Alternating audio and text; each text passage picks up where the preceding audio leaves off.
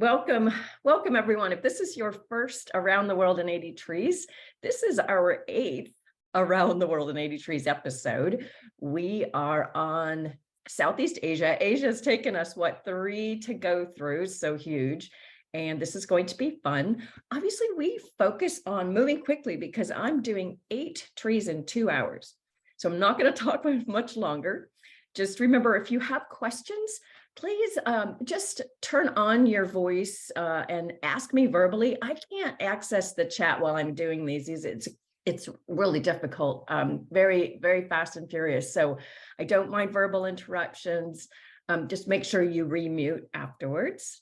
I will be recording, obviously, and posting the recording hopefully by tomorrow, sometimes by the end of today. You never know.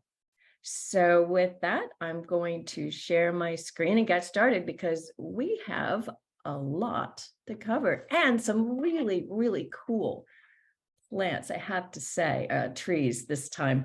I mean, they're all really neat, but I don't know, I kind of geeked out a lot on this one. So I'm turning now. Can you see the split screen here? Someone just verbally let me know. Yes, it's fine. Thank you. Okay, so now I'm going to launch the video. Fantastic. You probably won't be seeing we could do my little talking head right now, but I might turn it on and off. So welcome. I am Roseanne Hansen of my own Field Arts Institute based in both Tucson and Alaska, Fairbanks, Alaska. We move back and forth. And I'm the author of Nature Journaling for a Wildlife and Master of Field Arts, and have been doing this kind of teaching for many, many years, and it's really, really fun. Welcome. Well, here we are in Southeast Asia, and we are going to start in Kalimantan, which is, I think, used to be called Borneo. And we are going to be looking at this incredible tree. And if you look at the picture on the left, those are people down at the bottom there. And this is the world's tallest flowering plant on Earth. So that was kind of redundant, sorry. It is the tallest flowering plant on Earth. The yellow Maranti, Shorea fagetiana. And it is native to Borneo, the Malay Peninsula, Thailand, and it's in the Diptocarpaceae family, and unfortunately endangered by forest clearing. The tallest one ever measured, which was measured only in 2019, I don't think that's the one pictured there because the tallest one, whose name is Manara, I don't think they've got a clear view of her in the forest. And she weighs 81,500 kilograms, they've estimated. Larger than the takeoff weight of a Boeing 737. And most of that mass is in her trunk. So I think what we'll do is we're going to start drawing here. And to save time, because it takes I'm moving through a lot of trees here. I pre-wrote the names here, just snapping that into focus. And what I like to do, I'm going to zoom in a little bit here, and we can get those details. I'll zoom in on them again in a minute so you can see them. But I'm going to get the shape of the tree. Those of you who've been doing this series know that I like to start with just give me the representation. And we want to get the proportions right. So I'm going to put my ground level here. And remember, here's this little mark here is our little person pretty much. Let's just make that our little person shape. And this tree, whoa. I mean, I'm not even sure that proportion. I don't think I got that proportion right. I'm going to have to go up through my my title here. Now, the branches look like they're going vertical, or kind of vertical, not vertical, but at an angle to the trunk, like so, at about a 15-degree angle or so, 20 degrees. So I want to be sure to capture that. And if we make this skinny enough, we can help approximate just that size. Wow. And it looks like the trunks are also buttressed. I imagine they kind of have to be. And I'm leaving these broken line, and we'll add in the little shapes for the leaves canopy here, which we'll hit with color.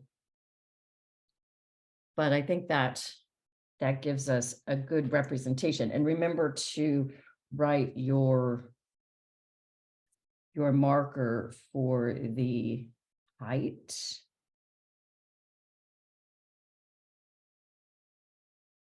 And if I end up putting my hand over the drawing, let me know.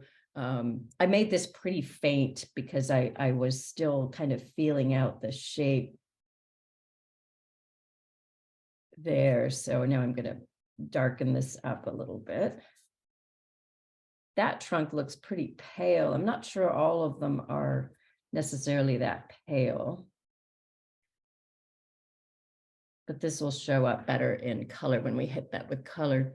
And so we want to, so let's write the tallest one just because that's so cool. So that's Manara.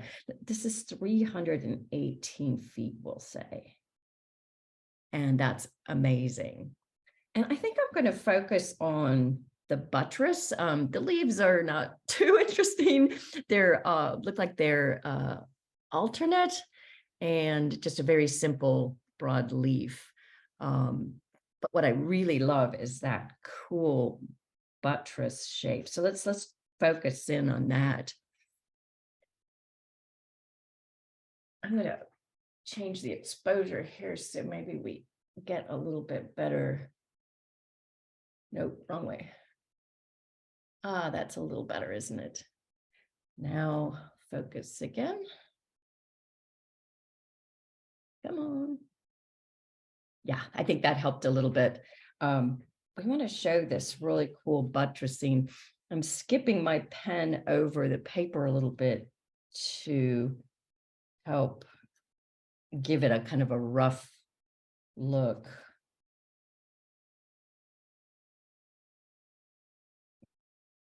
What we want to do is show this really beautiful buttressing.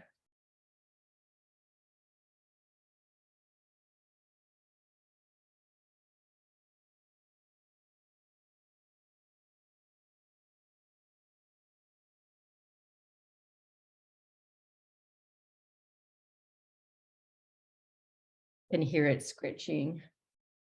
I'm using fairly rough paper. It's the only paper I have that's I can make these accordions out of. I'll show you in a moment if you haven't seen how I do the pages so that I have 8 sides of an accordion.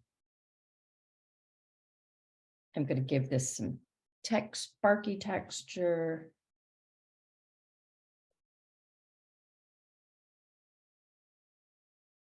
Don't want to lose that buttress there.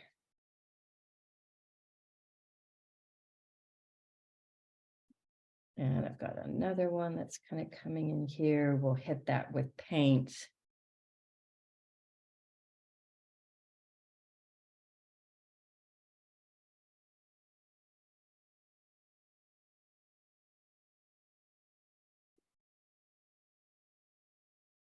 And I've got to keep my eye on the time because I want to be sure we get through everybody today. There's so many interesting ones.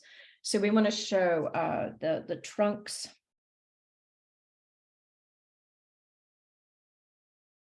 Are buttressed. And some of our key, we like to put bullet points here.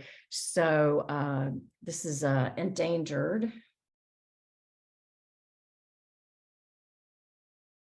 and tallest flowering plant.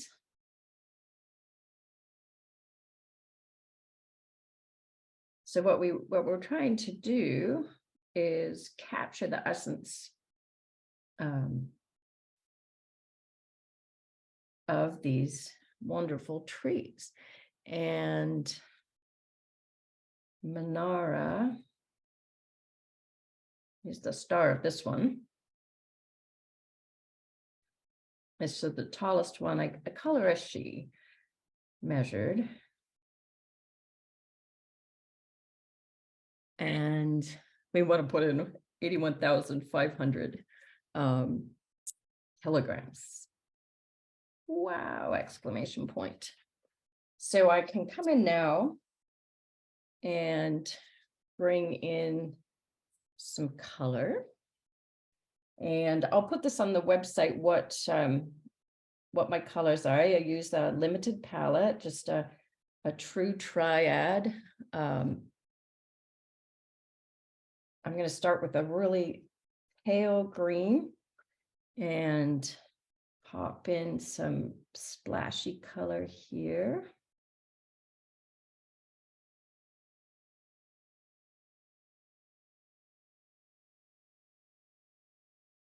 And let that dry, then I'll put in some darks, and we want to get that really nice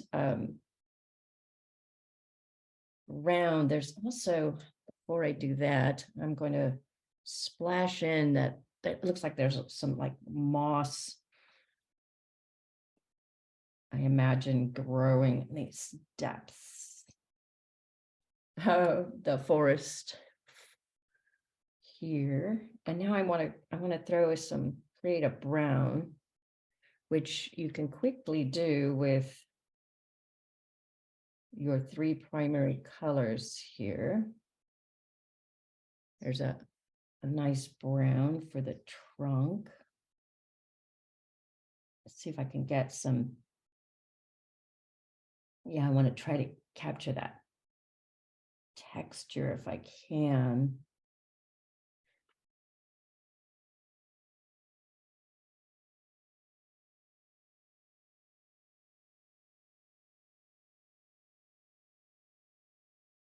Such a cool tree. Imagine just being in the presence of this amazing tree. And oh, we're not doing too badly on the time. Yay. Let me get some dark going here, a little darker, so we can enhance these buttresses.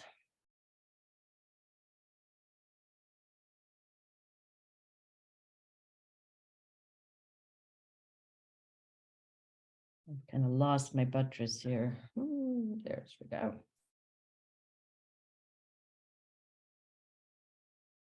And I would just, oh, that's a little too dark. I want to keep the brighter.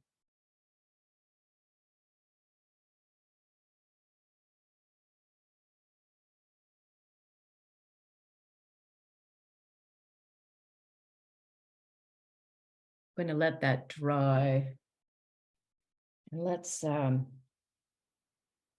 real quick, then we're going to move to the next one. I want a dark green in here to give this a little depth.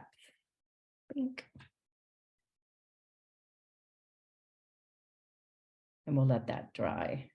You leave the top bright, the sun is coming in and making the top bright, and then you've got your darker underleaves there. So we'll let that dry and see how that goes. And come back. I'll be able to come back and enhance this a little bit after it's dried. But let's move on to the next one, because I spend about 15 minutes per tree.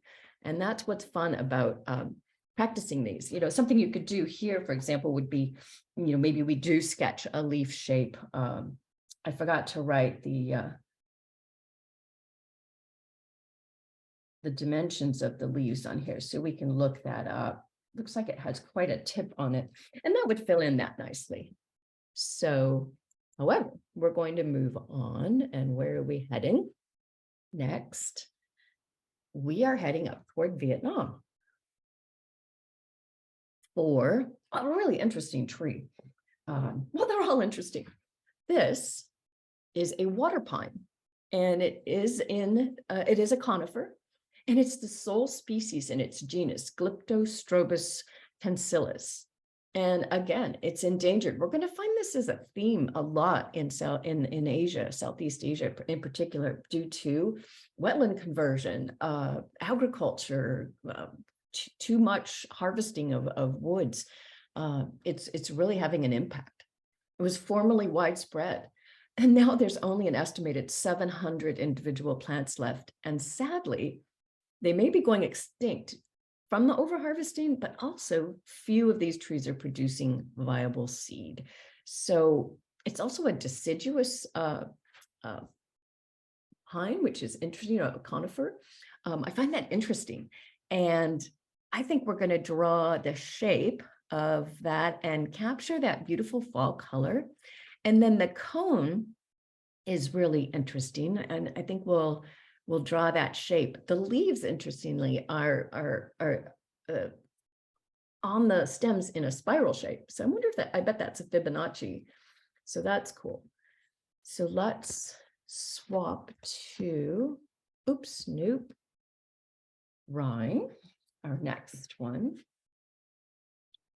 The water pine, super cool. I like to, as we said, I want to get the shape of this guy. Now notice as opposed to the yellow Meranti, the Shorea, this one's branches come out almost perpendicular. So that's really interesting. So let's get that shape. And this isn't a huge tree. Let me make sure I give myself plenty of space though, because those branches come out. The one in the one that's showing fall colors, or yeah, well, I don't know if they call it fall colors there, but let's just say when it drops its leaves and turns, looks like it's been groomed or trimmed. So I'm kind of going to go with the shape of the wild one. Here I want my trunk, and I want to make sure I've got my proportions right. We're going to take the canopy out. I'm just doing little dots to show, okay, the canopy, I want to take it out like there. And I'm not going to draw the entire trunk. I'm going to do broken lines like that because I'm going to be pulling some branches out. It's going to be, part of it's obscured by the foliage, and your branches come out like so. And they're pretty solid, aren't they? It's not like they continue to branch. They look like they kind of come out and then get thin toward the end pretty rapidly, maybe with a few branchettes. We'll call them. I just invented a new word, maybe. See how I'm just sort of feeling this out. And again, we can't spend a ton of time on this, so don't get in the weeds on too much detail. Capture the essence of these fabulous trees, focusing on ranch style and the shape of the canopy. And these almost, doesn't it look like it's almost like opposite or alternate branches? Look at how they are not across from each other. They almost alternate. So let's leave this. It looks like the bark, I want to give it some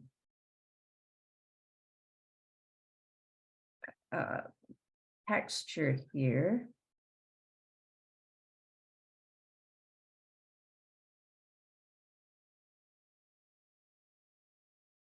Get the undersides of these branches darkened up.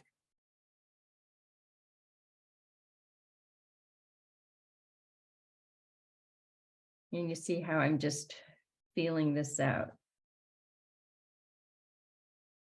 And then instead of making those green leaves, I'm going to fill that with the reddish color. And I like that. I think it's going to be a nice essence of that tree. Okay, I need to stop on that. And then we're going to do the cone, and then I'll fill in some details. So look at that interesting cone. I mean, if you wanted, you could do the leaves and try to approximate the spiral. And I think that would be a challenge.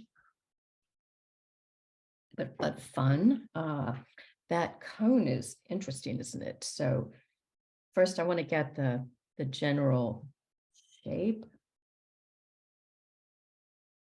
Goes thinner at the bottom, bigger at the top. And then it's got these little barbs. And do they have a pattern? Let me look. Yeah, there is, like, see that? Looks like an arch, like a little shell. Almost. Barely. I just kind of put those marks in. They don't really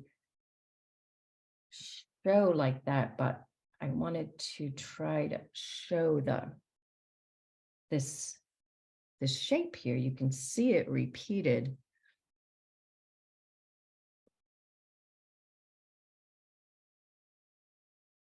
In a pattern, which is interesting. So here's another one here. These kind of very lightly.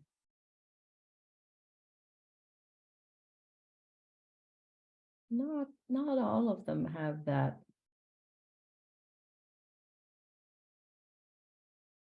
shape, but I'm going to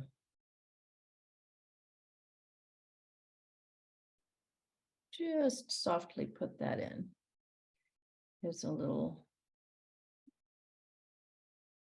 bubbles there. I think the rest I can get with paint here.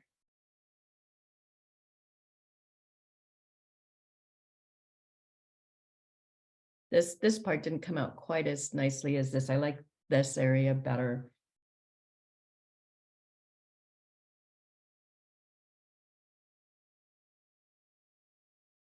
And I think I'll stop there so I don't overwork it, which I'm prone to do. And this is the water pine, and it is sadly also endangered. And an estimated only 700 left. We can put some of the details here. Leaves deciduous.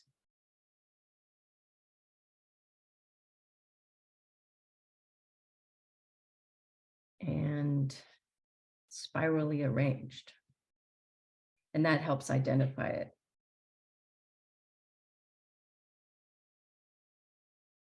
And we want to put our size marker here. So we will, let's see, this one, well, let's say about 98 feet. I'm doing it in feet. You can do meters.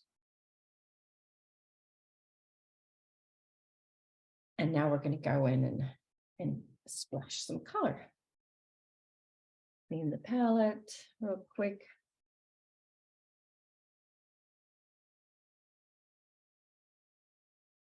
So it'd be a really pretty tree to see. Let's see. Yes. Oops. Nope.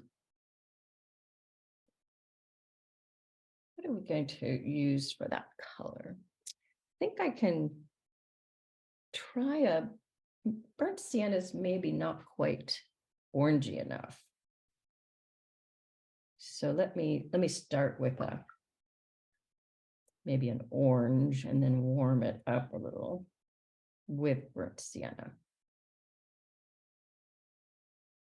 That may be too browny still. Add some yellow, little magenta. Oh, that's better. And what I want to do is pretty dry brush. See how I'm just flopping? How's that for a word? So make sure your brush is really dry and then just barely pick up color. Because remember, these are needles, not fat leaves.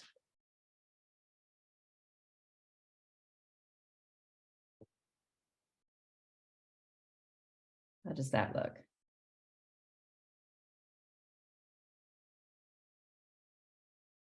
Getting there.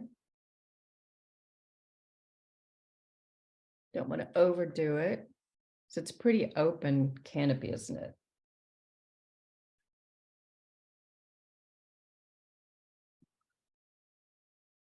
It's funny, the description said fall colors, but then I started thinking, well, how do you know it's fall in Asia? I suppose in the mountainous areas, which this would occur in, then it would be. So let's see. So we'll put fall in parentheses.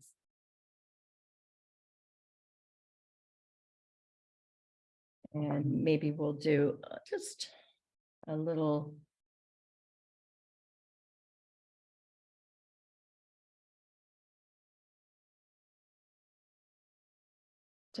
bit of interest at the base here. And then we can use some of that very pale green to give a wash to our little cone. So I just want to really pale at first. There's an almost blue cast. So I'm even dropping in just a tiny bit of the pure blue to enhance that.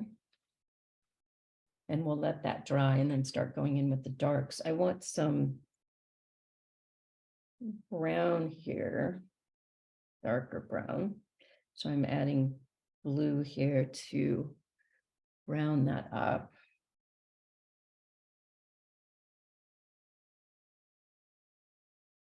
How are we doing on time? Not bad. Doing better this time. It's kind of fun to time yourself to challenge yourself to get these done, because it makes you think, well, what is the essence of this tree? What am I really trying to capture? So, and I think this does it pretty well. That cone is going to need a little more work. Some darks, enhancing the little spiky things, which, might even want to come back. I'm starting to be more of a fan of the gel pens for that. I didn't used to. I want to give this a little roundier shape. So as you saw, I got it really quite damp and then put a dark around the edges so it enhances that. Then I can come back later,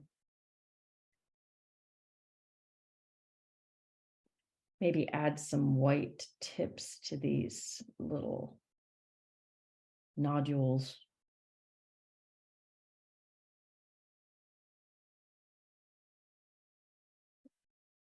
And let that dry. And then I can always come back and add a teeny bit more green, but that's really quite a blue green.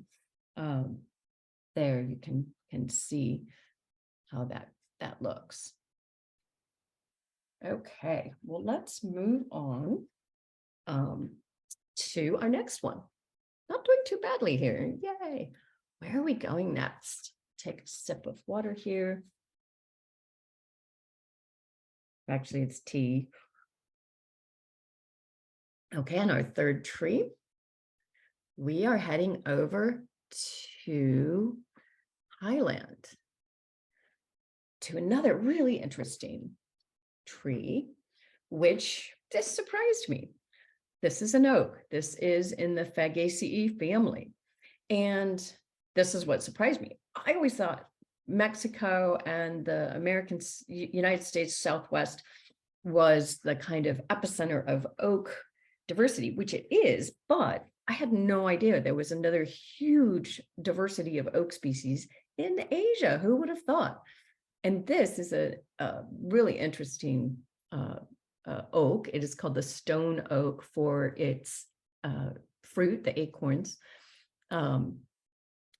This is the only one of this particular species, Lithocarpus orbicarpus, that's ever been found. There's only been one found in 2013. So just from a standpoint of really amazing exploration and natural history, we're still finding new things. And so this is endemic to Thailand. It was found in a sanctuary, thank goodness. They, of course, hope there are more, but it's still studies going on. And it may have been widespread, and now, again, because of forest clearing, it's becoming endangered. Well, we don't even really know. So this is not the particular tree they found, but it is a stone oak. So it's basically going to be that shape. We're going to choose that shape to represent.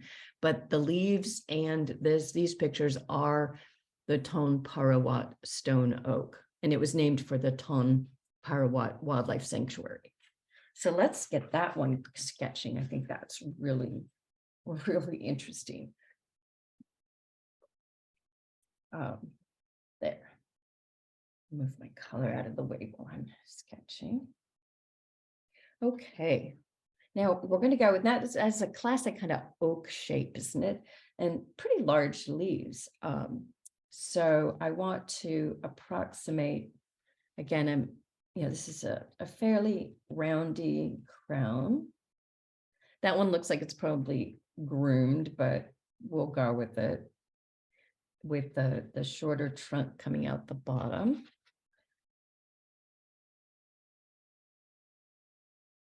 And this one is could be fairly easy to do. I'm just doing a scritchety shape. And then we'll hit it with the color to get, that's really just to give me a framework to work in. And we'll hit it with the color to get the shape of the leaves and all that. So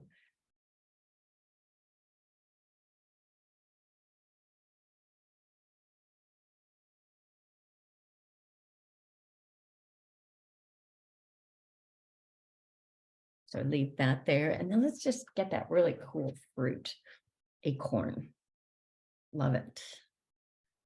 It's got an interesting pattern, but I love the cutaway. It's going to be a little more challenging to do, but let's do it.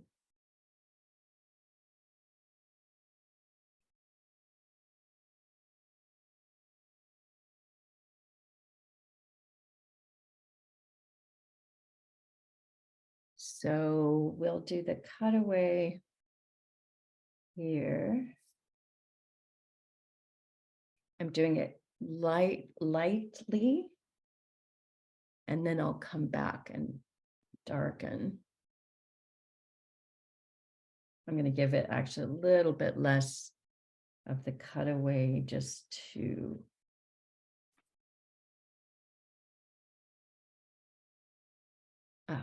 make it a little more interesting here.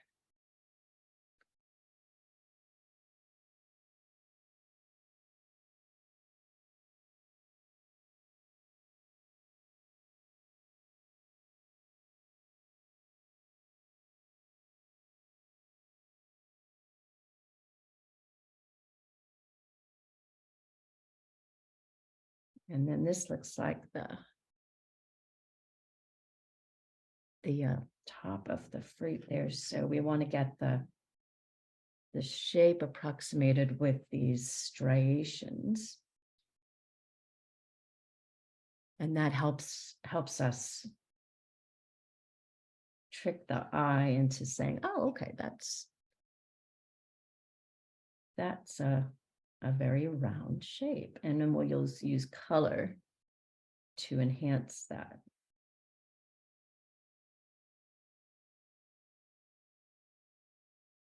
And we can get the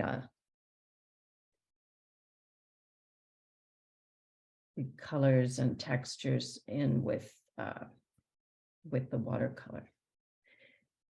And maybe we'll show just a little bit of those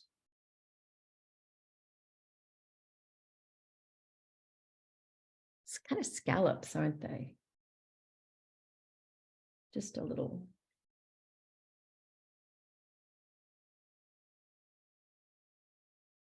And it's kind of bumpy. It's not perfectly smooth. So I'm letting my pen kind of skip.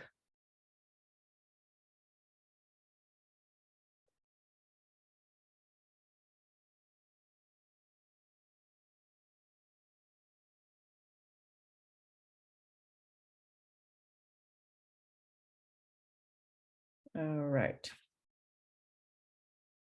I love drawing, the botanical details. I could just spend all day on these and I have to make myself stop. How is everybody doing? Oop, I want to write some details. Just checking in. How are we doing, Marcia? Everything going good?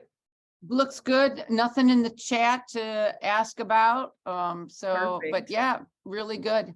Looks good. And yeah. Okay. Thank you. And so this guy is only one yet found.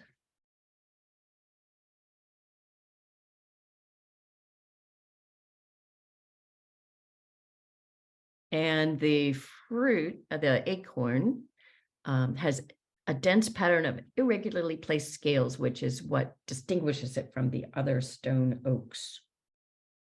So we want acorns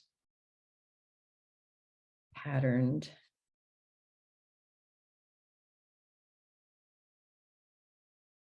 with irregular scales, which I can keep kind of throwing in here just to approximate. Regular scales. All right, let's go in and hit some color. I think I've got some of this brown already on the palette, so let's actually use that lightly.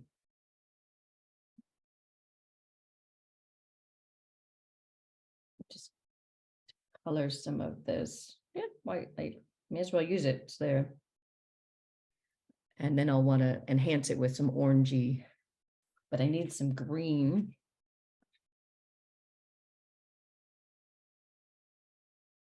I always keep a dirty yellow for mixing green. That's a really dirty yellow. Let's get, the green is very yellow. There, that's better. Maybe even a little more.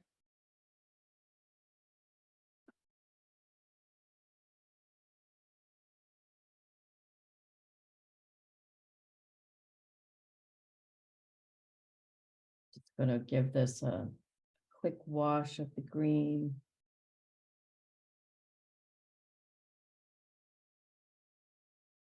And then the leaves are quite green, not dark blue green like we get in our oaks here. They're bigger, aren't they? And I really want to just get this shape in here. I can't do individual leaves at this scale.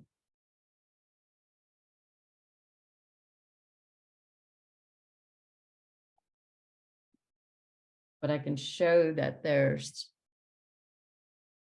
these leafy clusters.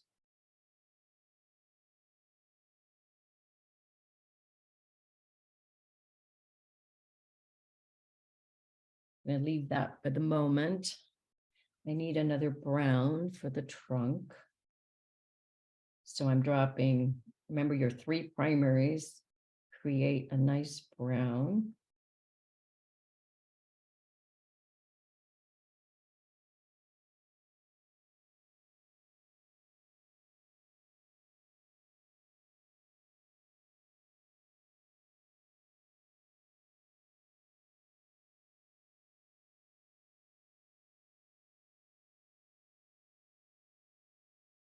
So I just dropped my dark indanthrone right in there to, help give some shape in here.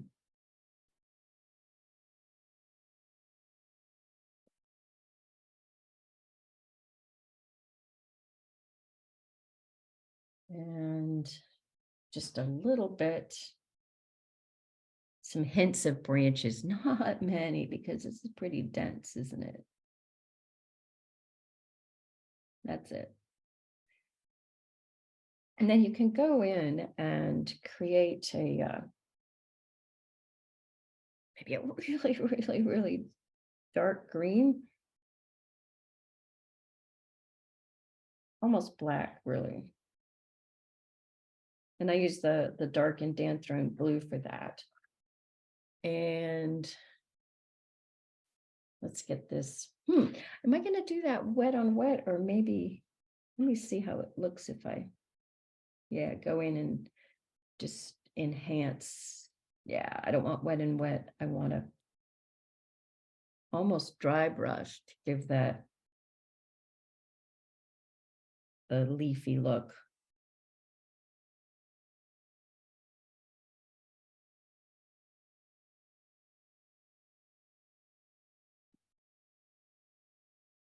Yeah, I'm going to leave that for now. And then quick go in. So we've got about a minute. I can use a pale burnt sienna. Give us some color on our little acorn.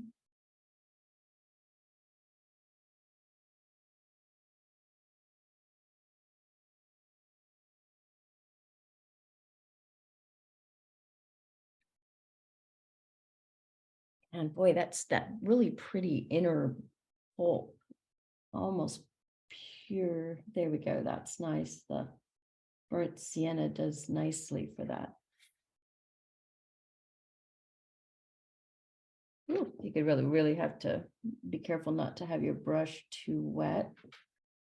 It's bleeding into the interior a little bit.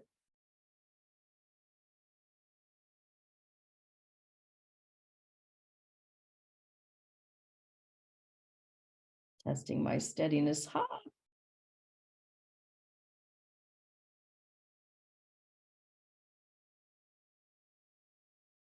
Oop, got a little blork there. Clean that up.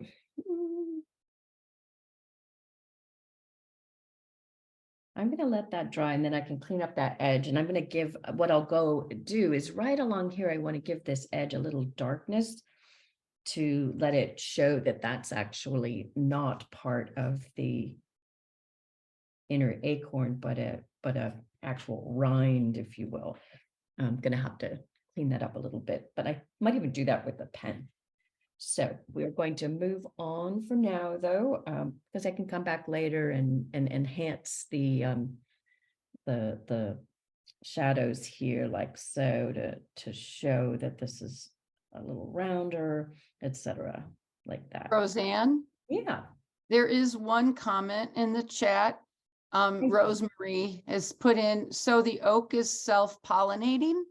They don't know. This was only discovered in 2000, what does it say, 13. So they're still going back to study this. I tried finding any papers on it, but they haven't been published yet. So they don't know yet what's whether it's dioecious with male and female, et cetera. So really, there was so little about this species. It was just so cool. So we'll have to keep checking back and finding out what they're coming up with. So good question. Thanks for bringing that to attention. Super fun. And the seed looks like an eyeball. Mm-hmm. Doesn't it? I know. It's about the right size too, isn't it? And where are we going next? So we are on our 4th tree, and I can't remember. Oh yes, so up toward the Philippines, but actually this species is pretty widespread, and it's so cool. I love this. You guys are gonna love this one. So this is called Amboina wood, Pterocarpus indicus, and it's native to the rainforests of Southeast Asia. So it's pretty widespread and a very beautiful plant with pretty yellow flowers. And look at the cool zigzag shape the leaf stem and the flowers come off of. I just love that. It's a pretty big tree too. So 30, 40 meters tall and a big trunk, 2-meter diameter trunk. But the cool kind of backstory on this is it's one of 2 species known to have been used as a source for the medieval, it's a diuretic, and it was kind of a health drink called lignum nephriticum. And a process in the wood, which I had to pull from a science paper because I couldn't find very much about, well, why does it turn the water opalescent? It was the first instance of people discovering natural opalescence like this, a fluorescence. And it turns out it's not present in the plant, but an end product of a very unusual oxidation of one of the tree's flavonoids. So cool that we know this now. It's called a 4-ring tetrahydromethanobenzofurooxacine. That's a good, that's great for a cocktail party if you really want to impress someone. So they would make cups out of this wood, and really it was only for the very wealthy, for kings, dukes, earls, etc. And the water in it has to be a particular pH. I would have to look that up, but it has to be somewhat almost neutral. And then that reaction happens and the water turns that opalescent color. And that was drunk as a health drink. So interesting. So I think it would be really fun. I'm probably just, gonna geek out here. I want to draw the shape of the tree and the plant, of course, but I'm also going to want to capture that opalescence, right? That's so fun. And now we can get some bright colors. The last 2 were kind of muted, weren't they? And when I first hit these, the first color pass is pretty much all I can get done at this speed. And I'll come back and enhance some of these more. But let's get the shape of this tree here. Remember, this is a tall tree. I had trouble finding a photo that showed the whole tree. So let's just get our scale here. Broad, remember, big trunk, 2-meter diameter. And remember those branches come at angles. Okay. And we want to make this looks like it's pretty broad here. So I'm going to do some sketchy. And it looks like some of the branches are curved. Remember not to draw too static of lines. Break your lines up a little bit so that when we paint in the foliage,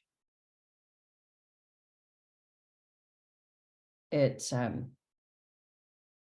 you don't have this solid trunk, although that one does look pretty solid, doesn't it? But I think it's important not to fill in your whole canopy with trunk. And don't get in the weeds again on too much detail. That this scale I'm doing pretty small. Maybe you've got bigger paper. I intentionally did small because I don't want to, do a ton of detail. Although I love it. It would be fun to spend all day doing this. So I'm going to leave that. I think that gives a good.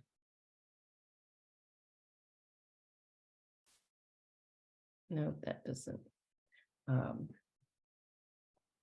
Wanted to get that color to pop a little better. Okay, or not color, the exposure. And what are we going to do?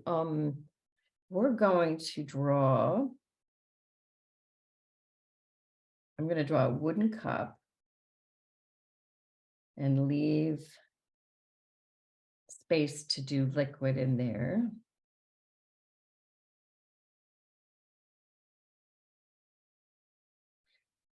I'm not going to do a stemmed goblet. I'm going to do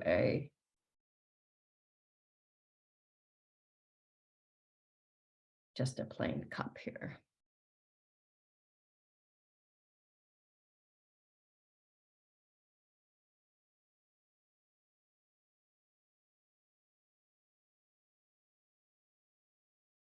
And you want to try to show that this is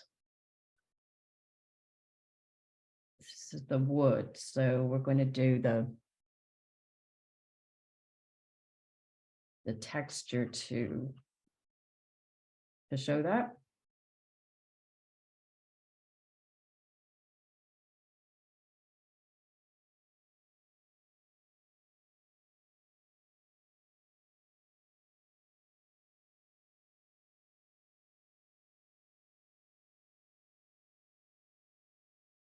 Okay, and then we'll be able to, we'll fill that in with fluorescent liquid, which will be fun.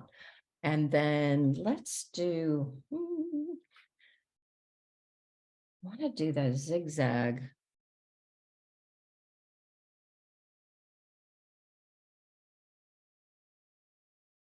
Of these really cool leaves.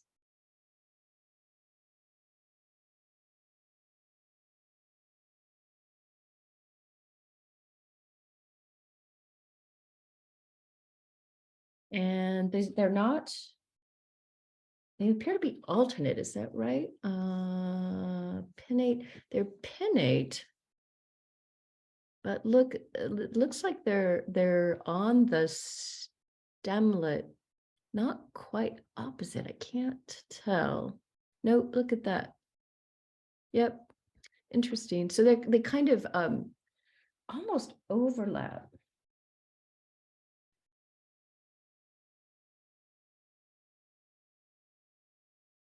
I can't, spend a ton of time here. So what I'm trying to do is to show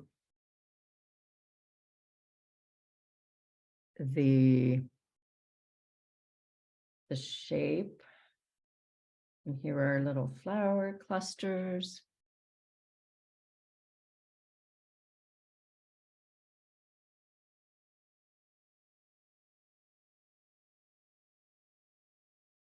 And see how the flower clusters come out at these elbows, if you will.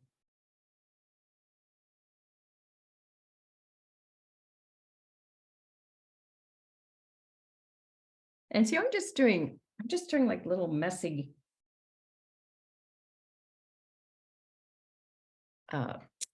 swirls. I'm not trying to draw every flower, but I want to get some more of these leaves in here. But I could really get into the weeds on that.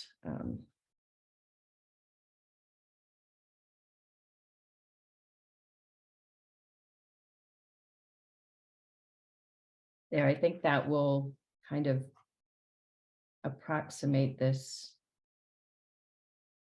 cool shape of the zigzag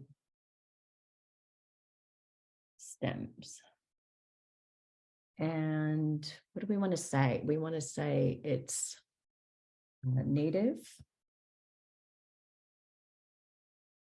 to Southeast Asia. And oh, we forgot I forgot the height on the other one too. I'm going to go back to the stone oak. I need to add the height. I always like to do that.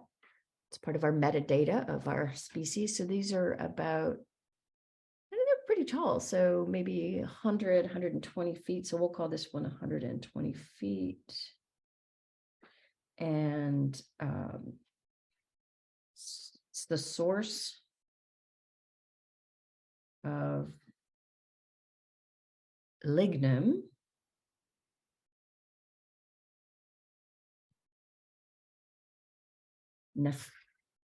Nephriticum.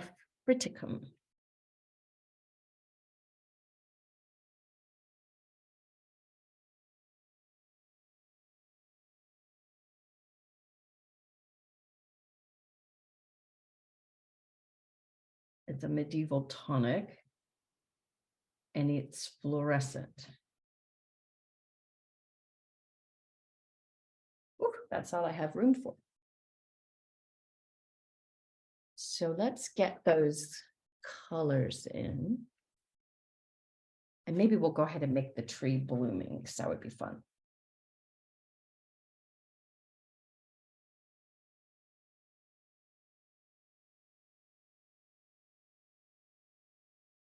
So I want to throw in some nice green leaves and be sure to leave space for that to be just a little, leave space for yellow blooms.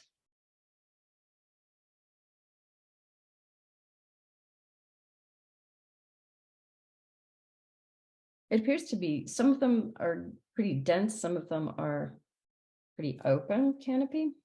I guess it depends on what kind of access to sun they have.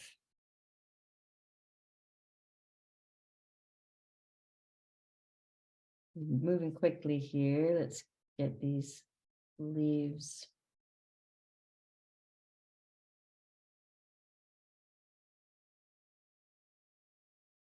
And I'm going to put this green in, and then what I like to do often is I'll come back and enhance by the greens once it dries by glazing over.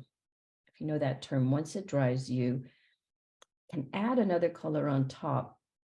And I like to sometimes do a very, very pale yellow, because you see how the foliage is that new pretty growth. This is a pretty, I don't want to say boring, but the color is not as bright as I would normally do. Maybe let's see if that helps. Trying to get a little more light here.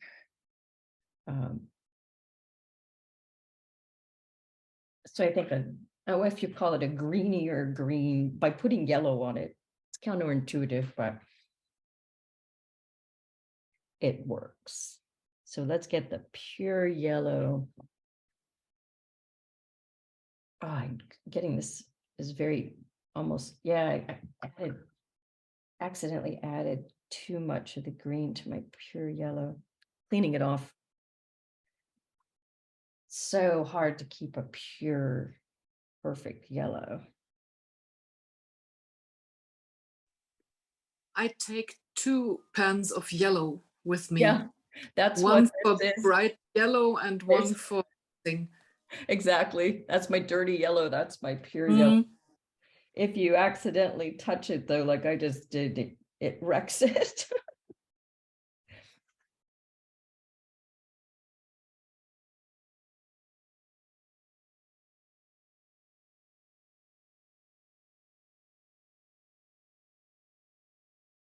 And that will dry lighter. And let's see if I can enhance that. See if I paint yellow, it's called glazing, right on top of that duller green. It brightens it up nicely since I didn't quite get the green as bright as I wanted. So you see that? It's a great way to, I think it's more interesting too.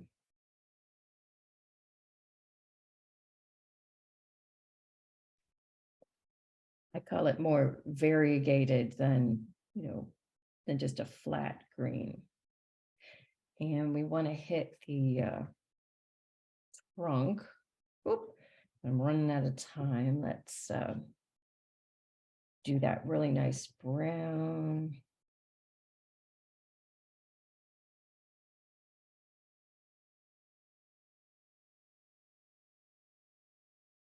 Whoa.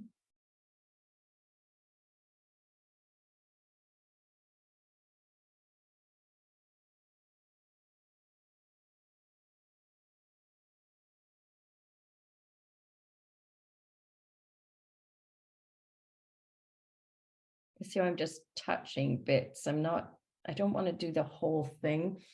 I want to go in and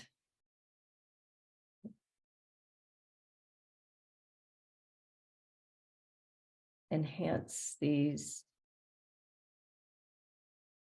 trunks, but I don't want them to be solid. Let that dry and I can come back and enhance that. The green is looking really blotchy in the camera here, but it's actually going to dry much nicer. My exposure is a bit off. Oh, shoot, we need to do our, the fun part. This is funny. Let's get that opalescence in there. Which the way I'm going to do it is I'm going to drop in this, I'm going to get this just damp and then drop in a swash of blue.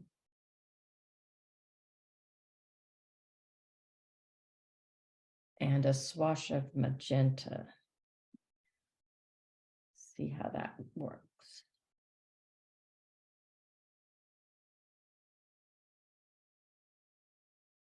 And I think that's going to work well. And we'll go in, and when that's dry, we'll give the upper part right there some brown so it shows the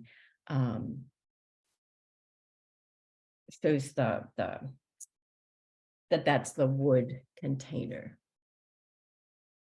Okay, now we do need to move on though, because I think that's gonna be fun. Let that dry and move on to our next one.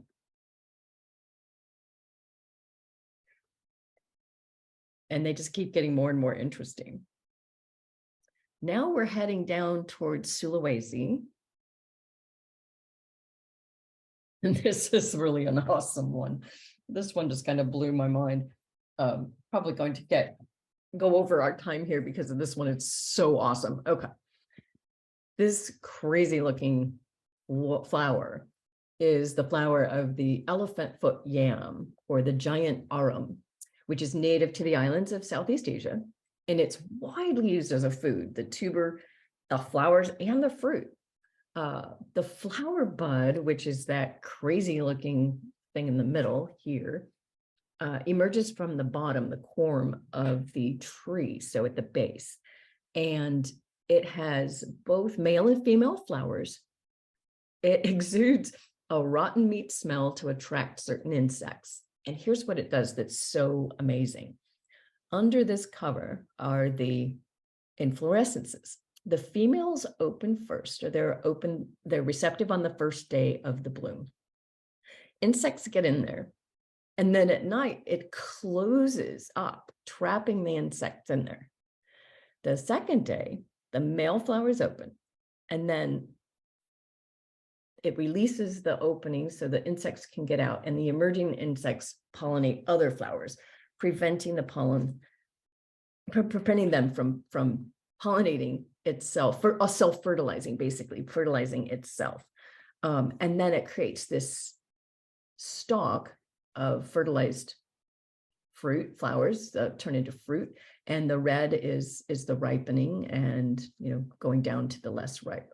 What an amazing adaptation and cool cool structure. So we definitely want to draw this. Let's flip this over. Okay.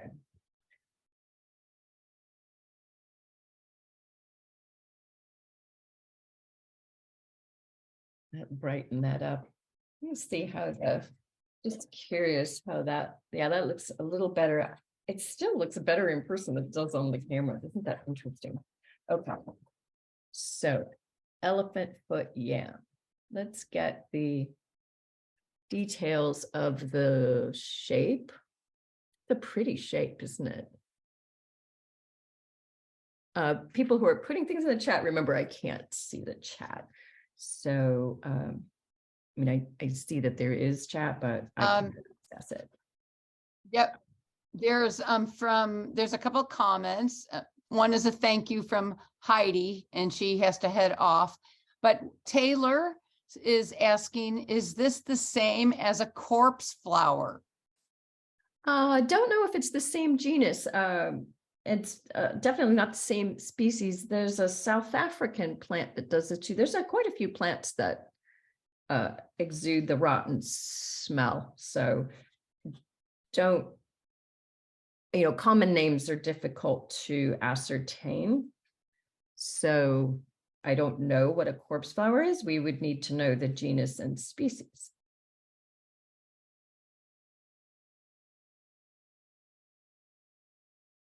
If you want to. This is kind of reminding me of the Rafflesia, not really in Borneo. I'm not sure if that one is considered a corpse flower also. Yeah, I don't know. I think that's why common names are so fraught, because of course there's so many things that could be. Yeah. But this is super cool. It's kind of remind me of skunk cabbage and some other things, partially the colors. They're really different, but it's very, very wonderful and fascinating. I just love it. It's like, wow, such an adaptation, trapping the insects in, luring them in. I'm getting into the weeds a bit too much with detail on the leaves on this one.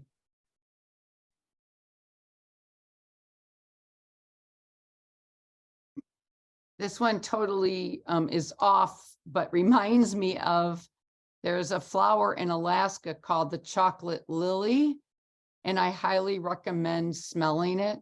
And I'm not so sure if I should give away the smell. Okay, awesome.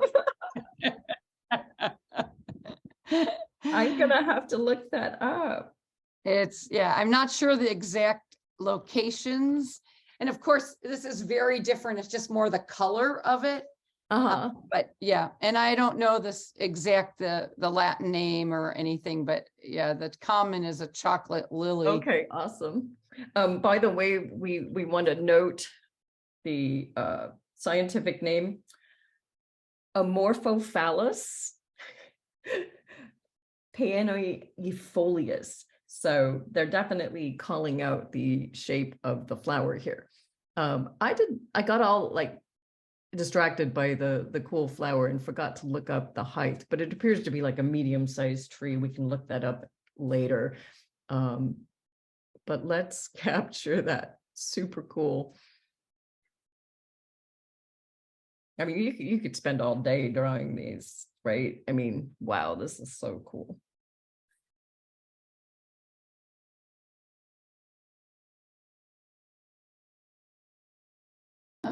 Taylor has put in the corpse flower scientific name, and if I don't pronounce it correctly, forgive me.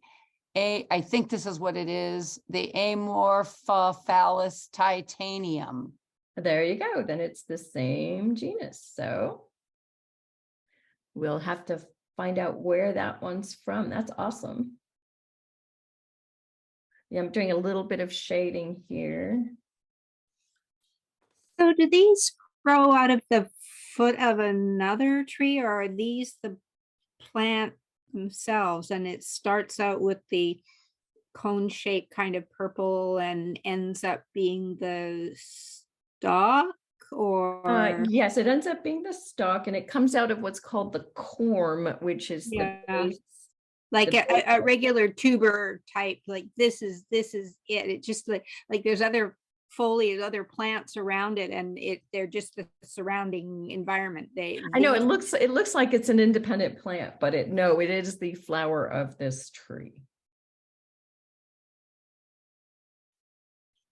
It's a beautiful skirt, isn't it? Just trying to approximate the waviness. You know, I don't have time to draw every detail on this, but oh, it's so pretty. You know, you guys can take all the time you want to do all the detail you want. This is just fun to demonstrate what we can do in less time.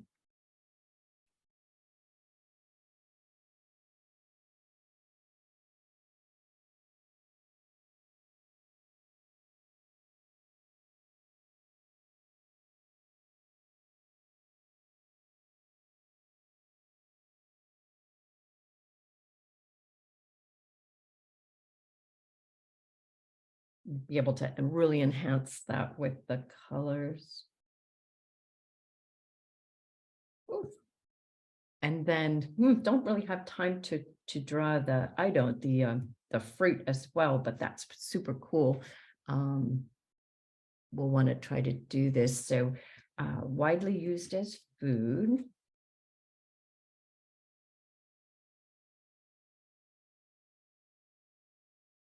There are all sorts of recipes for this, for cutting up the parts of the flower, and it's really interesting. Very popular food. Let's see. Flowers from the base, called the corm.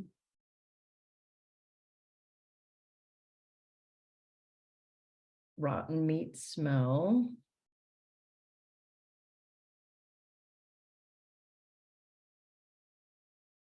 And maybe just a little note, you know, traps insects overnight.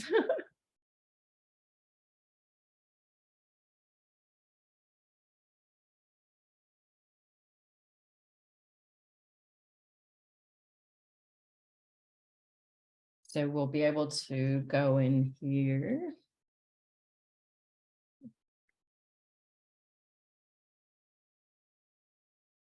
I'm actually going to do just a base wash of magenta, and then I'll darken it after. And that's a great way to get a lot of depth, is to do these base washes. And then I'm gonna get my green going on here.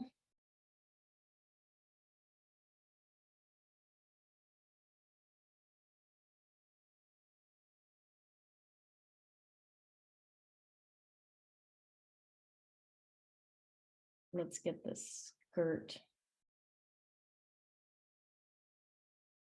We'll be able to lay some magenta or brown over the skirt after.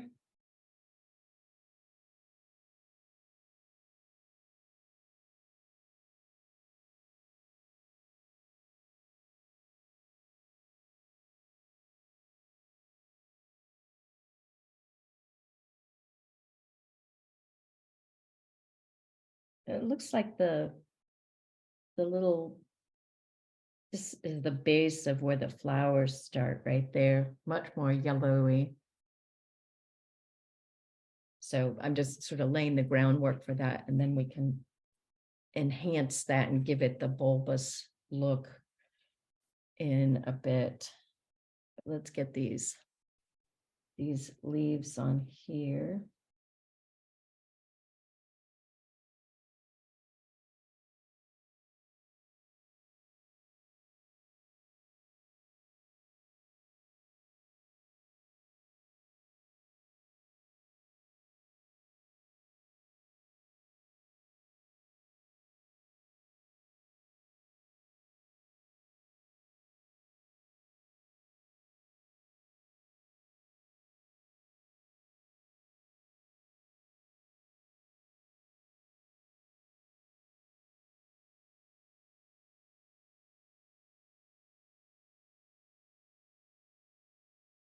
Oops.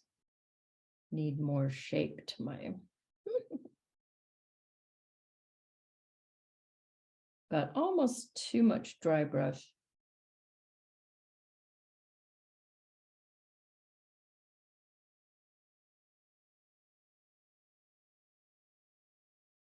I get that pale bark, so I'll have to come back and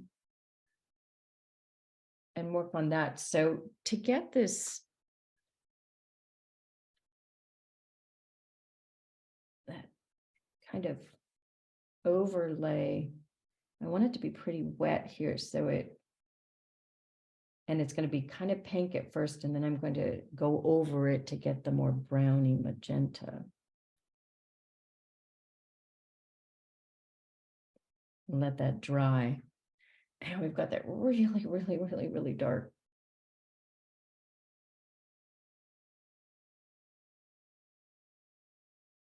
And I'm going to have to move on here because I spent a lot of time on this one. But I wanted to just touch this in here.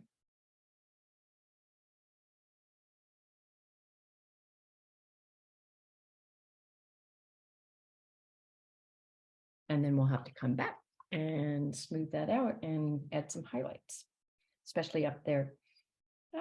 But I'm going to have to move on because we've got other places to go and other trees to see, but that's going to be a fun one. So we'll go in with this dark purple later and get the shadows and everything there as I move on. So next up, where are we? I clean my hands up. They're getting really dirty. Hold on. Okay. Nice. Okay, where are we headed next? Over toward Malaysia. Now, isn't this gorgeous? This is the orchid tree, Bauhinia purpurea. And it's widely distributed all over, native to the Indian subcontinent and Myanmar, but it's just gone everywhere. So it's a medium tree, smallish, 17 feet, 5 meters or so. Leaves are really interesting, kind of bilobed, both at the base and the apex, and alternate, and then beautiful, of course, orchid flowers with the 5 petals. And it is eaten as a food too. The young leaves and the flowers are edible. It's a kind of a sour taste, apparently, and widely used in Philippine dishes. And also a really important traditional medicine. So let's get going on this one. We already have some orchid colors there. Interesting. So our general shape is going to be, this is a cultivated one, apparently. I want to do a smaller one on this one, and we're just going to kind of capture the shape here. I'm doing this very loose and roundy because I'm just going to do a small one because I want more space for this orchid here. So very faint, yes. And you will be able to just hit some leaves in here. The leaves are interesting. I don't really have enough space here to do it really, really detailed, but we can show that they are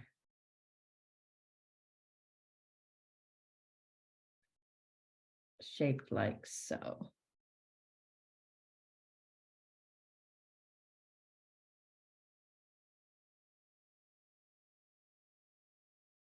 Oh, yeah, just tiny little approximation. And then we've got our beautiful orchid here.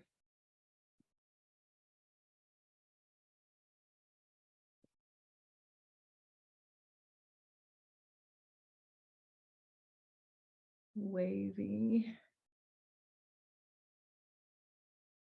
If you had, this would be a great plant for colored pencils, wouldn't it? Because you can really get in, you know, or gouache to get the red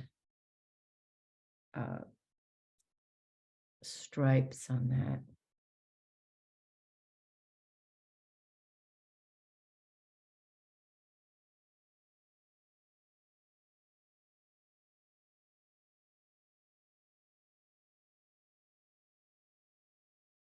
And the petals come out of the kind of a central point here where the stamens come out, which I want to add. Might have to gouache that in, right? I should have drawn those first. Look at the shape is like little snake heads. Little cobra heads, like.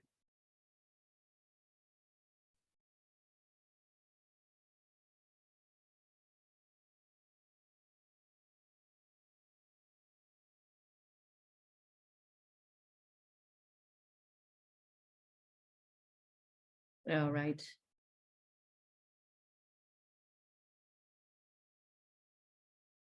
I'm trying to get in a feel for this. Are they always this color, the flowers, or? Apparently on this one, but I think that there are other species, I believe, that are different colors. I'm not sure. Someone can look that up. That's a good question.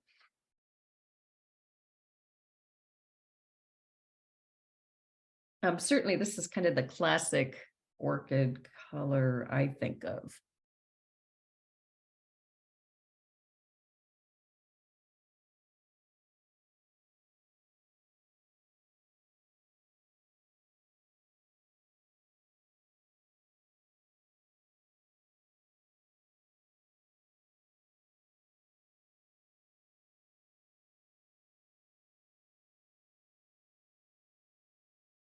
So we'll want to, I'm going to dampen. Oh, I hope I just finished drawing and I'm hoping the black doesn't bleed. I'm pushing the envelope on that, but I want to dampen it so I can get a nice flow of the pink.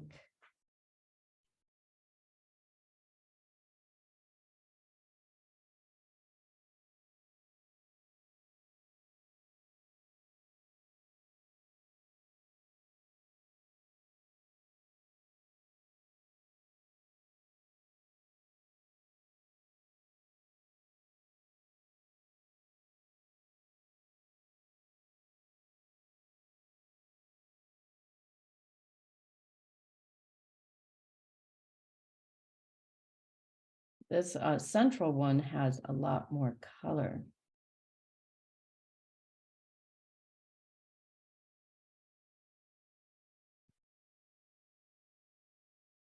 Yeah, Roseanne, I just looked up orchid trees and colors, and they does say that they come in a variety of colors, but I didn't get into specifics. Okay, great. Good sleuthing though, and good question.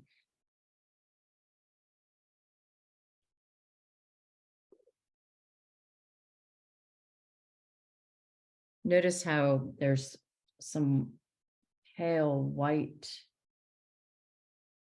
as well. We want to try to reserve at this scale. It's a little harder.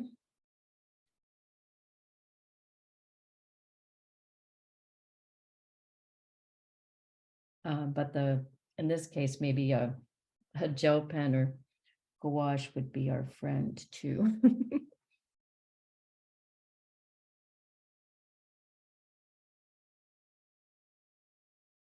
If anyone has seen, you might want to look this up, the work of Margaret Mee, a British illustrator. She died in the 1990s, I think, but she spent decades in the Amazon, and her floral, this color. This orchid reminded me of her work, which was done almost entirely with it was done entirely with gouache, which was really interesting, so delicate and beautiful. I'm letting this dry so I don't fill it in too much.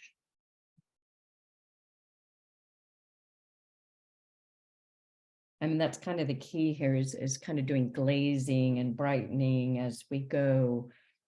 So we don't just make it a monotone. You really don't want it to be all just one color.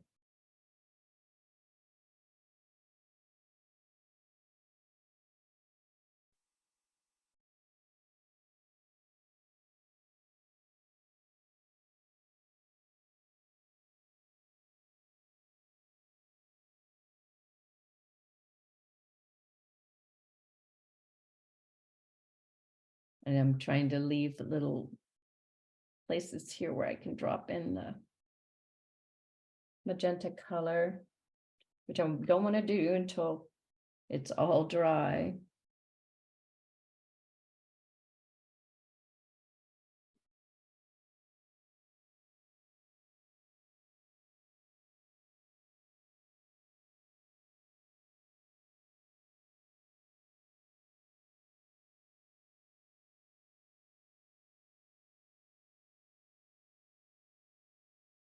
Oh, like sorry, I had my hand in front. So what we can do then, we'll go back and enhance these. Really, I want to get that red in there. So we're on 6. So we're not doing too badly. So on time.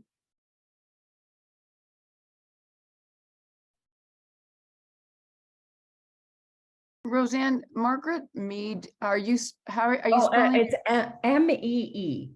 M-E-E. I got it. Somebody did ask, and I'm looking for a link to put into the chat. Yeah, thank you. It's just she just did the most beautiful, amazing work you can even imagine. Got that a little too wet.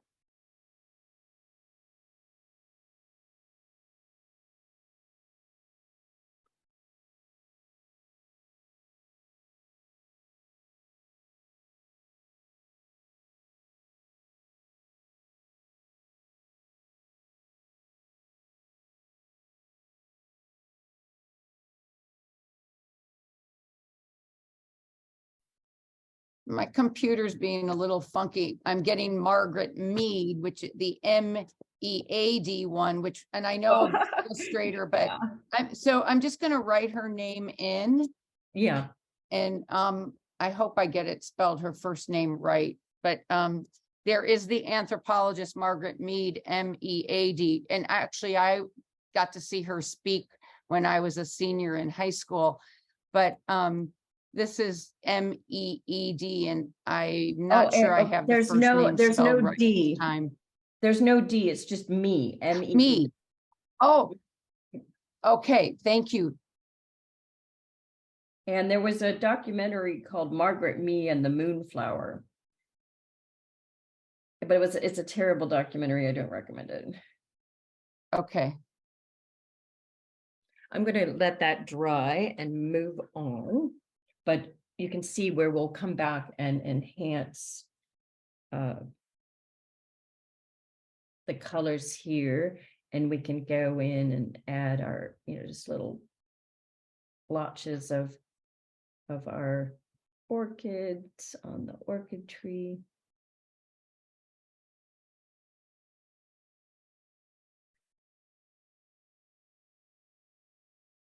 And I'll want to come back to, this is monotone in the green, which I don't like. I want to come back and add a lot more depth and shadow.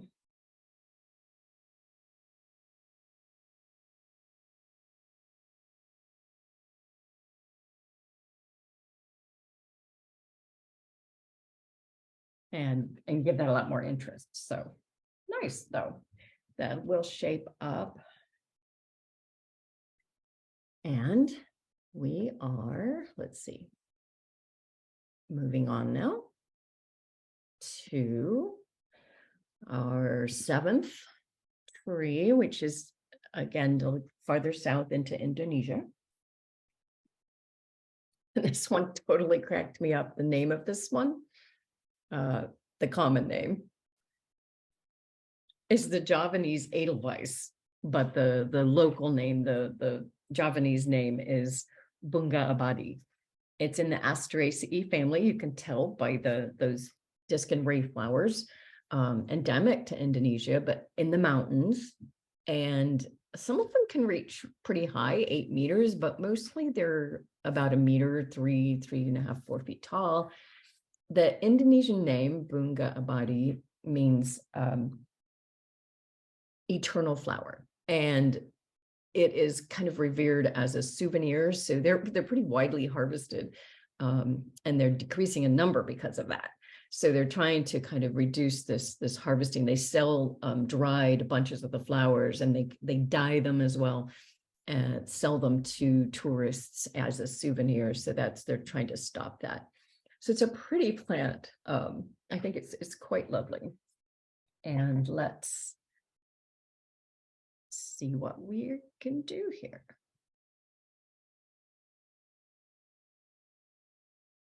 Okay.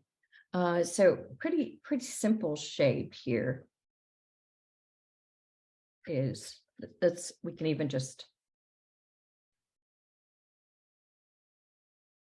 scratch in, just this very dense base.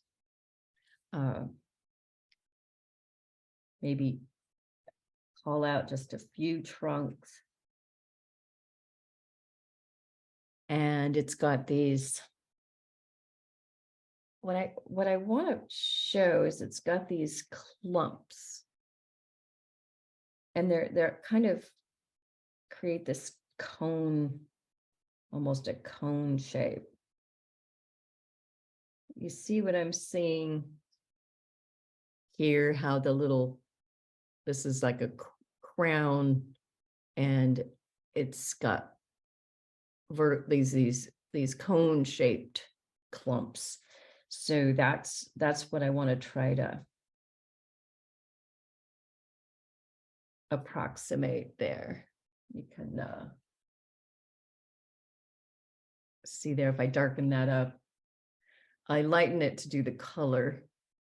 And then the leaves are this interesting, let's put, so this is going to have the flowers and the greens.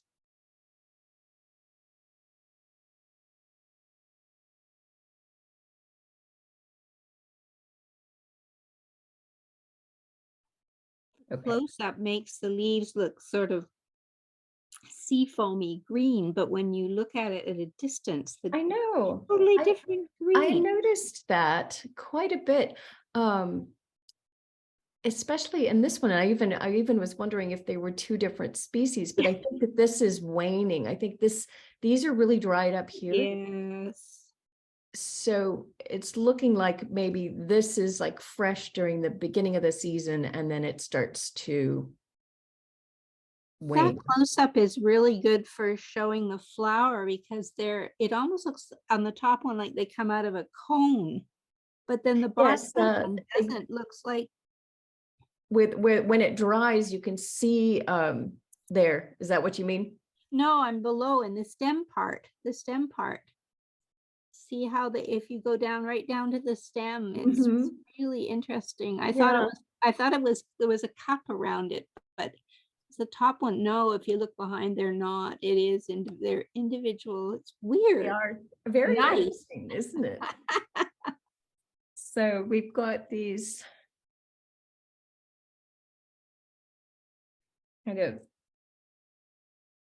interesting leaf.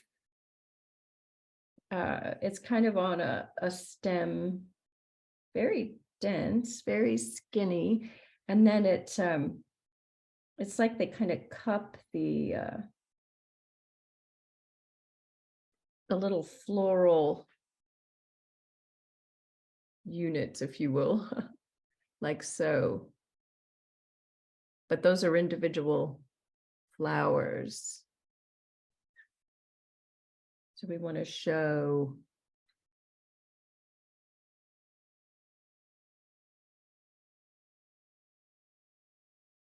I'm doing very lightly here.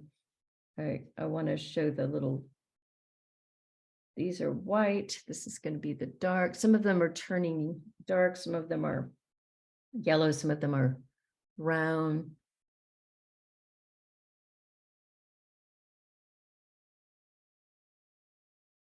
Remember, they're Asteraceae. Really clumped together here.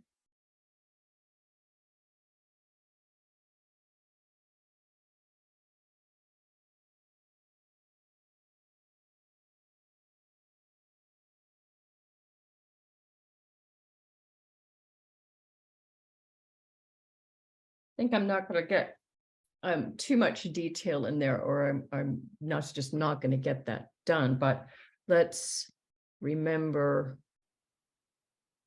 So this is probably one of the shorter ones. This is maybe let's like let's call it about 4 feet tall.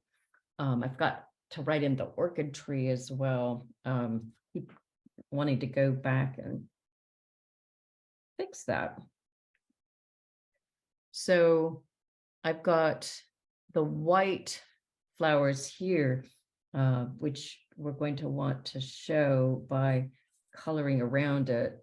So this is in the Asteraceae. Ooh, one more E family.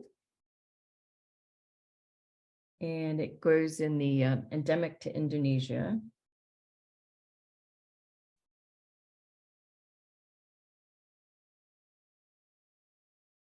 And really likes the mountains. Oops, yeah, mostly in the mountains.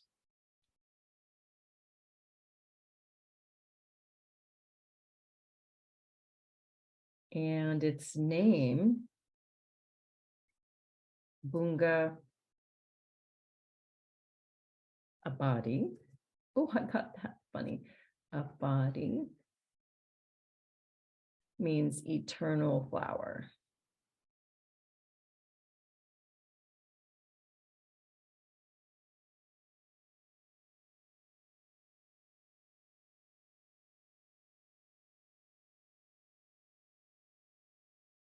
And let's see, we want to,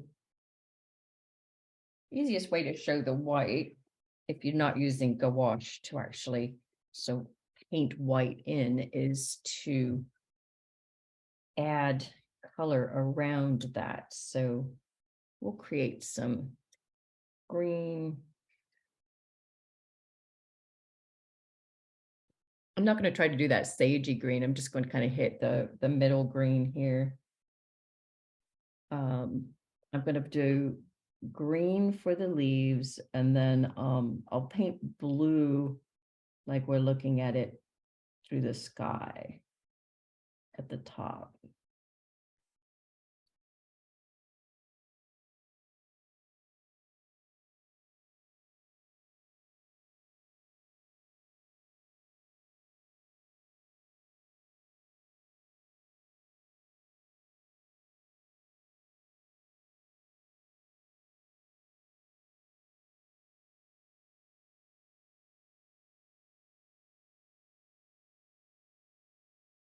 This is a hard one to do, to sort of get those bunchies.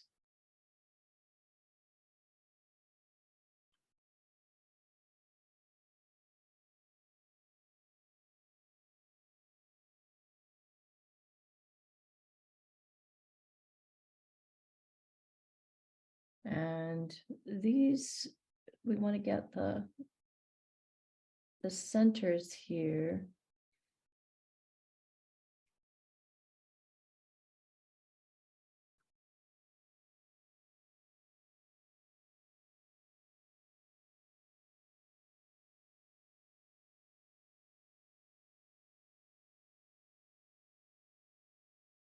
And there's some green in here too.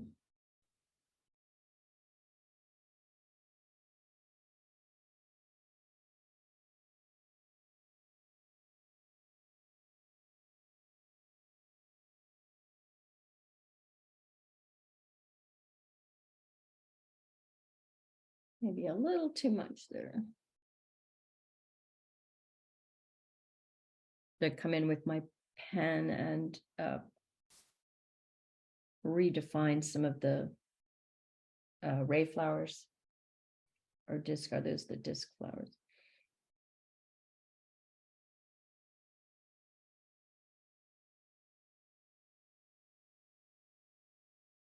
And then if you want, you can just show that the blue will help pop the white flowers.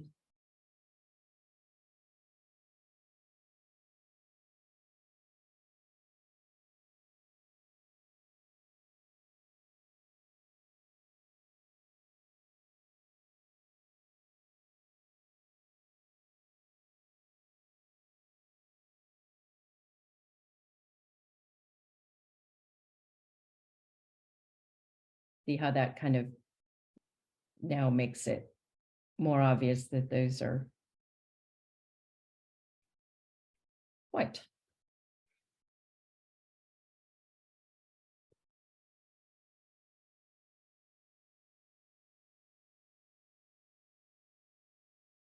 So let those dry. There's, if you want, you can go in and add a tiny bit of, I like the tiniest bit of burnt sienna to kind of show the different depth. They're not pure yellow by any means. So we'll let that dry because it's time to move to our 8th and final. Oh, and I'll want to go in here, probably use my pen a little bit more to enhance the little cones. I'm tempted to, how does that look? I don't know. I have to think about that, because if I start trying to add color, it's going to go weird.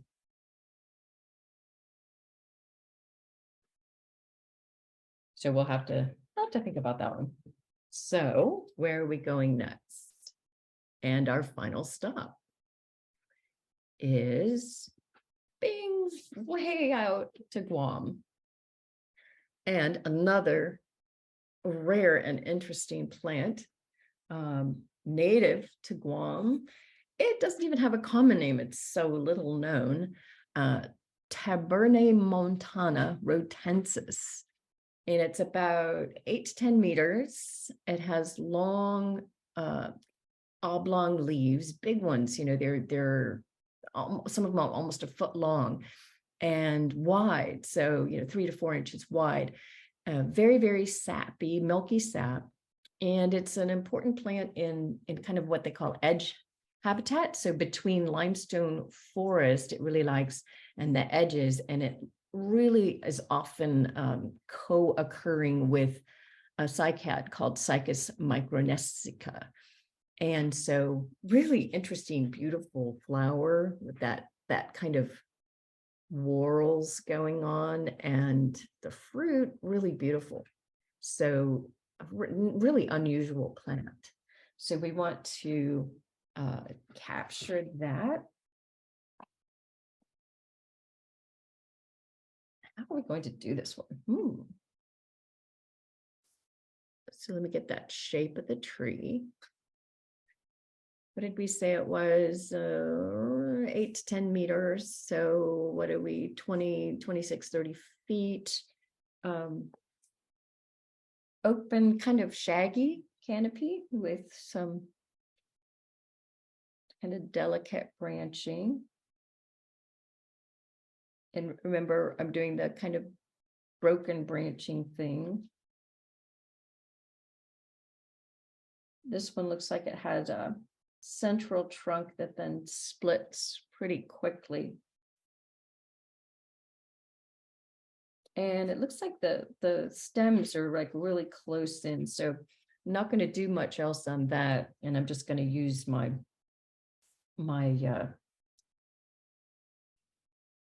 color to enhance that. And then here we have let's draw one leaf. Big, just classically, if you were a kid drawing a leaf, this is what you would draw. So we want to show how they have big leaves. So up to 12 inches.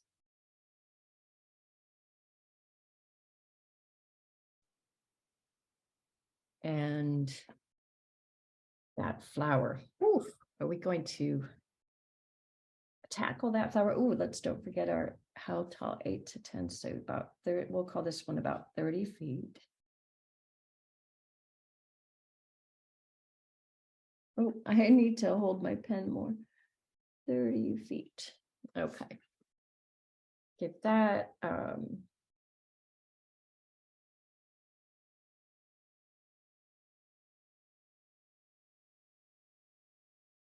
right.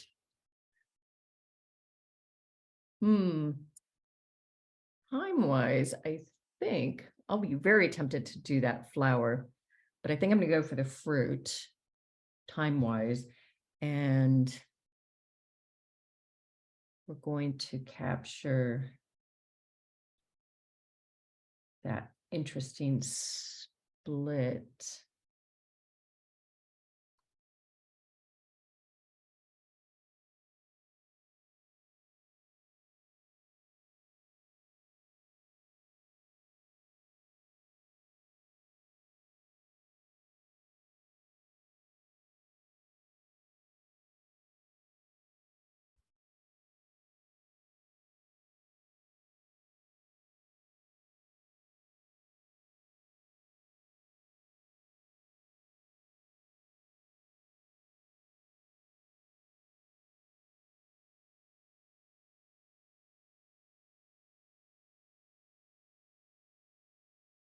A thick rind, it looks like.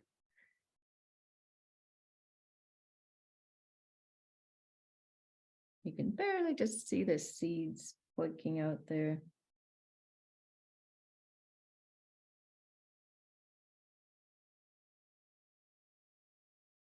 I'll put a couple in there, just cuts.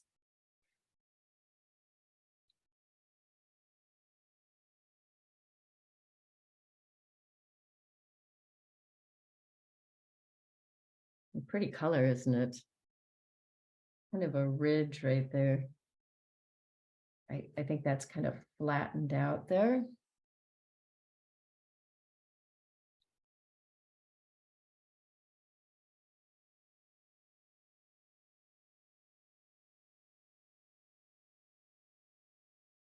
All right, let's get some color in there. Oh, and some talking points here. So this is it's in the dogbane family, which I thought was interesting.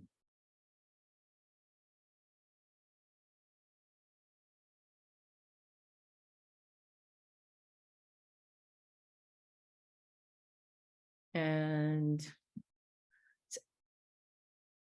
we want to say milky sap. And it's limestone forest.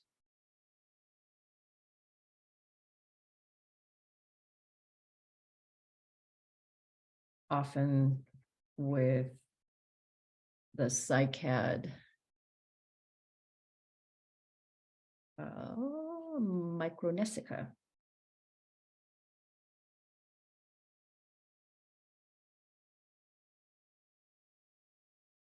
Okay.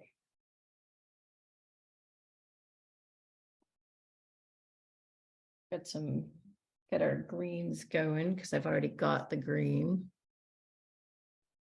Maybe make a little more.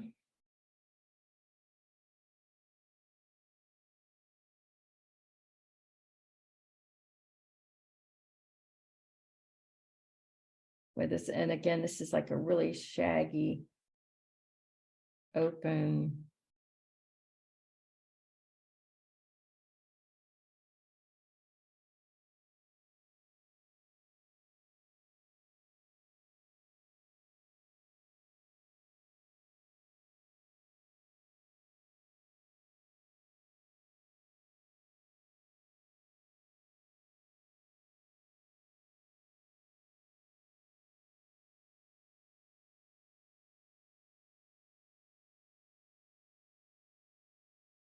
Good. I think I'll leave it there for the moment.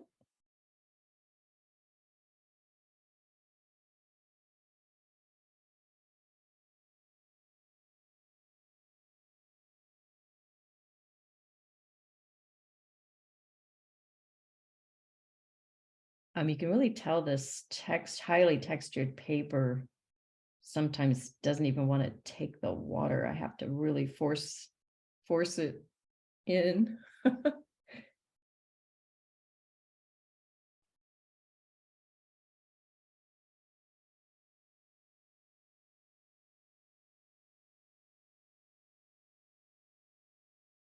Oh, work.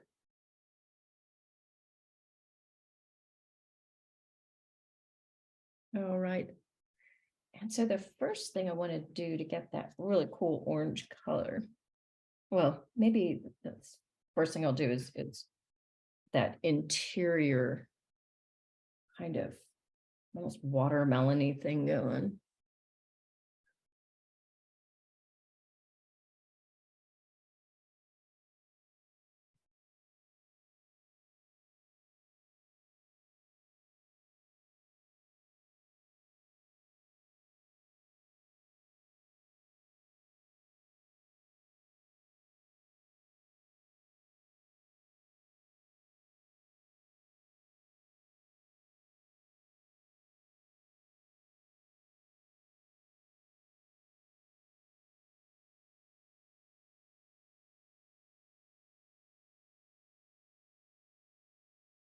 Great color, isn't it?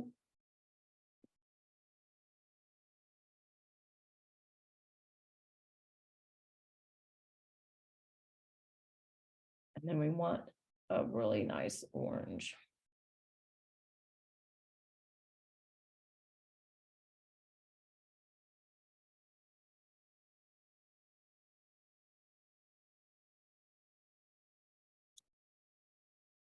You probably get a better orange if we actually painted a yellow first, a brighter orange. I really like to do it that way sometimes. And there's a lot of variation in this. So I want to start light and go darker later.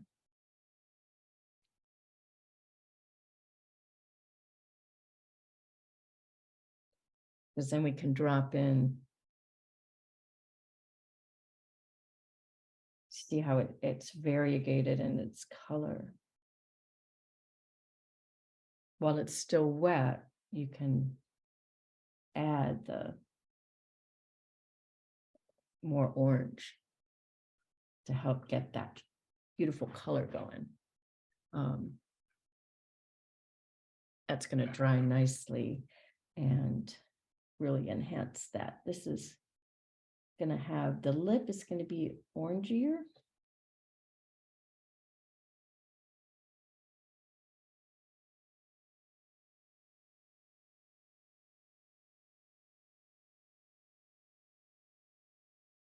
There's a lot of texture in there. We'll be able to come in and enhance a little bit. So I'm going to let that dry so I don't let it bleed too much. And then we'll want to come back and add the seeds and some detail. Oh, and we want the kind of pale, very pale bark tree here, barely color. Notice how I'm not filling in everything. It's kind of a trick you want to not everything in nature is all one color, so. There, I think I'll stop here on that one. And again, I'll have to come back, and I'm going to, need to work on these a little bit, but I'm liking the way everything's looking so far. Nice color on the water pine. I want to do some detail on that. So I'm happy with that. Oh, and the fluorescence I think came out pretty well. And then we can create our brown, a dark lip, brown lip, so that looks more like a cuff. But I think that came out. I think that's going to be fun. So we will go back to here, actually. But one more thing I did forget. Back to our share here is, as we finish up and go back here, just want to first of all thank everyone for coming and going around the world in 80 trees. We have our next trees will be the Pacific. We're going to cover all the little islands in the rest of the Pacific. That will be, let me look up the date. I can give that to you in a minute. And if you enjoyed this free workshop, I would love any amount of tips are always appreciated to the tip jar. I can drop that in the chat. And now we'll go back to just me, and thank you again for coming. I hope this was fun. What did you guys think? Go ahead and turn on sound. Yeah, it was wonderful. They're always wonderful. I love these. This is my Earth Day. One of my ways to kick off Earth Day is to study Wonderful. the trees, the most important things on Earth. Isn't it? And boy, this one, I just found so many interesting ones on this one. I could barely stop. It's so interesting. Let me go. I'm going to go back to gallery view there. So thank you guys so much for coming. Let me look up the date for the next one. Hold on. It is, mark the date, May 13th, Saturday, May 13th. Thank you. And then our final around the world in 80 trees will be in June. I can't believe it. It's been a year. They'll be over a year. And it's going to be wild cards. So I'm going to go back around the world and pick trees that were just super cool. But if you have something, people have been emailing me. If you've got something, you're like, oh my God, this tree is amazing. Send me that. And we'll consider it for the wild cards. So I think that's going to be a fun one. So thank you all. Happy Earth Day. I hope you get out and journal outdoors. Go find some trees. I'm going to be doing a live in-person tree workshop with Patricia Lorenas in Palo Alto. Well, it's Atherton, which is just above Palo Alto, in May. So maybe I'll see some of you there. I think I recognize some names of people who've signed up. So thank you. Thanks, everybody. Thank you, Roseanne. Thank Thanks you. very much. Thank you. For coming. Bye. Bye. Thanks, everybody. Bye. Thanks.